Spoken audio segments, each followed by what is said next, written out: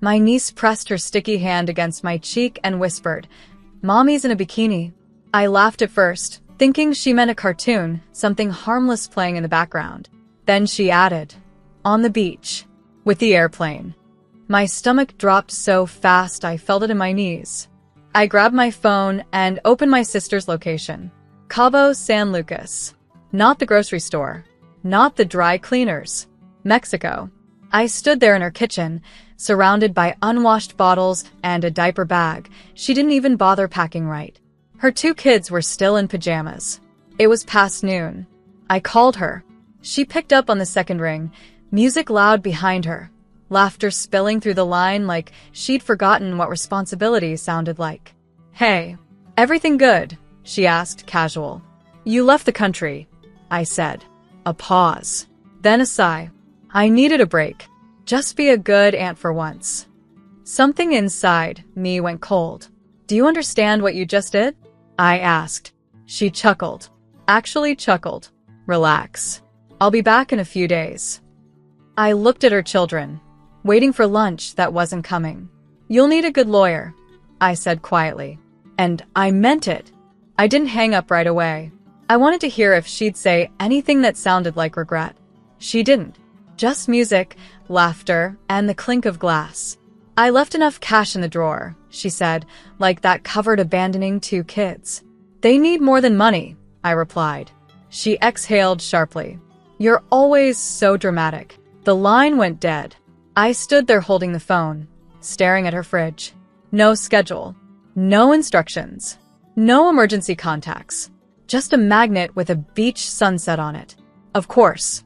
My niece tugged my sleeve. "Can we eat now?" I nodded and moved on instinct. Eggs, toast, something warm. My hands worked while my head spun. This wasn't just irresponsible. It was calculated. She'd waited until I said yes to watching them for a few hours.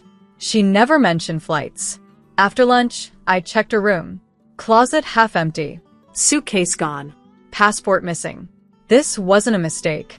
I opened my laptop and started documenting everything, timestamps, photos, messages. I wasn't guessing anymore. I was building a record. My nephew fell asleep on the couch, clutching a toy car. My niece curled beside him, trusting me without question. That trust settled heavy in my chest. Because I already knew this wasn't ending quietly. I didn't wait for her to come back. I called the pediatrician listed on an old prescription bottle I found in the cabinet. They confirmed what I already suspected. My sister hadn't updated anything in over a year. No emergency contact. No backup guardian. Nothing. I wrote that down too. Then I called her ex-husband. He didn't pick up. Straight to voicemail. I left a message that was calm, controlled, and very clear. "Your kids have been left without supervision. I'm handling it for now. Call me back." He didn't. By evening, my phone lit up with a text from my sister. "Why are you blowing this out of proportion?" I stared at the screen, then sent her a single photo. Her kids, asleep, still wearing the same clothes from morning. 3 dots appeared, then disappeared. No reply. I didn't push. I didn't argue. Instead, I kept documenting. Meals. Bedtime. Messages. Every missed call. Every ignored responsibility. Around midnight, my nephew woke up crying. He asked for his mom. I held him until he fell asleep again, his small hand gripping mine like he thought I might disappear too. That was the moment everything shifted. This wasn't about proving a point anymore.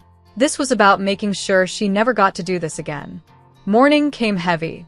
I dressed them in clean clothes I found buried in a laundry basket and packed a small bag, just in case. My sister still hadn't called. I drove to the courthouse downtown. Not dramatic, just necessary. Temporary guardianship forms weren't hard to find. The clerk looked at me like she'd seen this story before. "You have proof?" she asked. I slid my phone across the counter, timestamps, messages, her location in Cabo. She nodded slowly. "File this. And don't wait." Back in the car, my sister finally called. "You went to a courthouse?" she snapped. "You left your children," I replied. "I trusted you." "No. You used me." Silence, then anger. "You're trying to take my kids?" I watched my niece in the rearview mirror, humming softly, unaware of the war her mother started. "I'm protecting them," I said. She laughed, but it cracked. "You think a judge cares about a 2-day trip? I think a judge cares about abandonment." The line went quiet. No music this time. No laughter. Just breathing. "Cancel whatever you're doing," she said, voice tight. I ended the call before she could finish, because the papers were already filed, and something told me she was about to realize this wasn't a threat anymore. By afternoon, everything felt sharper. Every sound, every movement carried weight. I wasn't reacting anymore. I was planning. Her ex finally called back. "I just heard," he said, voice tight. "Is this real?" "Yes," I replied. "She's in Cabo. No notice. No plan." Silence stretched between us. Then, "I'm coming." Good. I needed someone else on record. Someone who couldn't be dismissed as the dramatic sister. When he arrived, he didn't ask questions. He looked at the kids first, checked their faces, their clothes, their routine. I saw it hit him, the same realization I had. This wasn't a bad day. This was a pattern. "I've seen this before," he muttered. "Late nights, excuses, but never this." I handed him printed screenshots, messages, location history, everything. He flipped through them slowly. "You're building a case." I already did. That's when my phone rang again. My sister. I answered on speaker. "What did you file?" she demanded. No greeting this time. "Temporary guardianship," I said. "You're insane." "No," I replied calmly. "I'm done covering for you." Her voice cracked, just slightly. Not guilt, fear. "You don't understand what you've started." I looked at her children playing on the floor. I understand exactly. And this time I wasn't stepping back. By evening, the call I'd been waiting for finally came. A caseworker. She introduced herself calmly, asked a few standard questions, then requested to visit in person. I agreed immediately. When she arrived, she didn't rush. She observed. The kids. The kitchen. The way my nephew clung to my leg when a stranger walked in. "Has this happened before?" she asked quietly.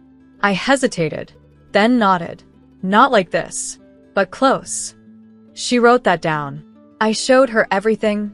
Texts, missed calls, the time-stamped photos. She didn't react much, but I could tell she was building something in her head. "Where is their mother now?" she asked.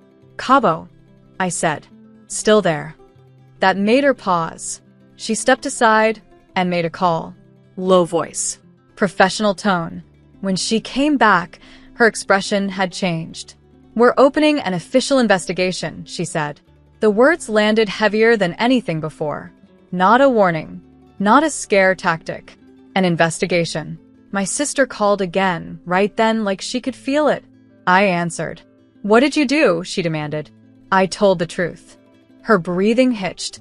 Then anger rushed in. "You're ruining my life." I looked at her children. Safe for now. "No," I said quietly. "You did that the second you boarded that plane." The next morning, my sister was back in the country. I knew before she told me. Her location lit up just after sunrise, airport, then a straight line toward home. No detours. No delays. She burst through the door without knocking. Hair pulled tight, sunglasses still on, like she thought she could walk in and reset everything. "Give me my kids," she said. No hug. No apology. Just that. My niece ran toward her. Instinct stronger than memory. My nephew stayed behind me, gripping my hand. The caseworker was already there. My sister froze when she saw her. "What is this?" she snapped. "An active investigation," the caseworker replied calmly. My sister laughed, but it sounded forced.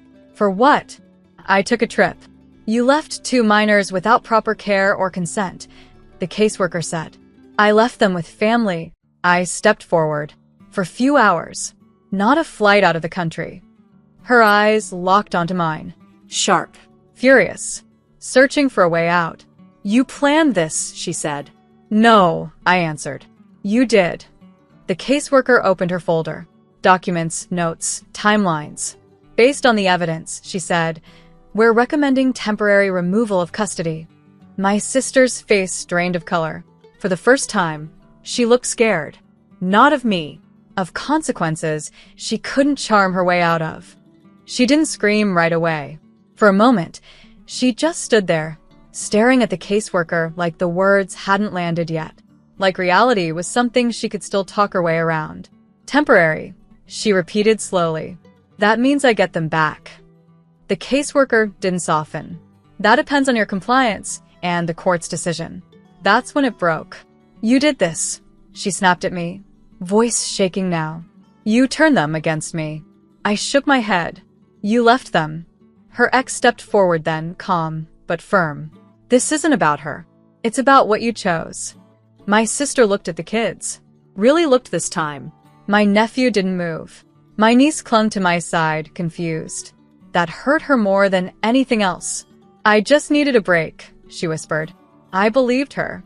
But breaks don't look like passports and silence. They look like asking for help. The caseworker gently guided the conversation toward next steps, court dates, evaluations, conditions. My sister sat down, quiet now, like the fight had drained out of her. I didn't feel victorious, just steady. Because for once, the kids weren't the ones adjusting to her chaos. She was adjusting to the consequences. And this time, they wouldn't disappear.